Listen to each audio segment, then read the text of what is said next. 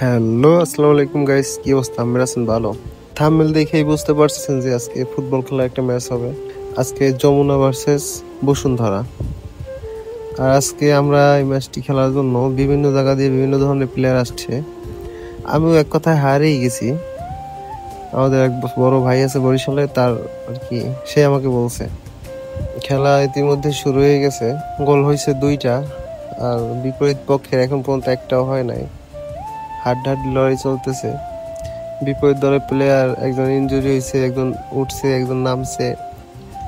আমি লাস্ট পর্যন্ত একটা শট দিই, দেখবেন একটু জন্য গোল হয় নাই। কষ্ট লাগলো, কিন্তু কিছু করার নাই। সোজা হইলে গোলটা হয়ে যেত, কিন্তু একটু মিস্টেক হয়ে এক হাত দূরে যেয়ে পড়ছে। আমি তেমন একটা সুযোগ পাই নাই বারে শট করার জন্য, কারণ আমি ডিফেন্স ছিলাম তো। প্লেয়ার ঢুকে বেরোয়, এগুলো দেখা লাগে।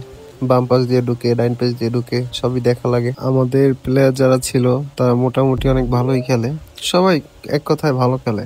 আর এই জায়গায় খেলতে হইলে অনেক রুলস ফলো করতে হয়। যেমন টাইম হয়ে গেলে 60 মিনিট, 90 মিনিট এরকমের খেলা হয়। টাইম হয়ে গেলে বাতি অফ করে দেয়, আর খেলা যায় না। আর আমাদের মাঠে ঘাটে তো কথাই নেই। দুপুর 3টা বাজে নামলে সন্ধ্যা আজান না দেওয়া পর্যন্ত কেউ উঠে না। আর এই জায়গা টাইম টু টাইম, আর এই জায়গা ফাউল একবারে বেশি 2বার করলে উঠাই দেয়, লাল কার্ড দিয়ে দেয়, কোনো স্যাক্রিফাইস নেই। অবশেষে আমি একটা গোল পাই। রেজাল্ট হচ্ছে 7 ভার্সেস 1, বসুন্ধরা 7 আর যমুনা 1। অবশেষে ম্যাচটি আমরাই জিতি। সালামু আলাইকুম এভরিওয়ান, আমরা আছি বসুন্ধরা আইবুলেকে 15 নম্বর রোডে।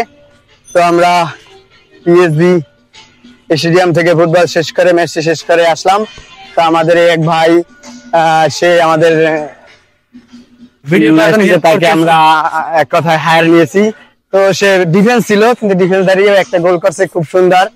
তবে ভাই আমি আপনার কাছে জানতে চাই, তবে আপনার অনুভূতিটা কি? আসলে যে ডিফেন্স দাঁড়িয়ে গোল দেওয়া যায়, আপনার অনুভূতি অনেক অনেক। ডিফেন্স ছিলাম, ডিফেন্স থেকে উপরে গেছি, উপরে থেকে গোল।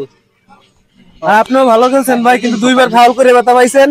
থ্যাংক ইউ ভাই। খেলার ভিতরে কিন্তু হামজা চৌধুরী ফাউল করে। হ্যাঁ ভাই, দিগ্গজ গুলো রেগুলার দেবেন। অবশ্যই অবশ্যই।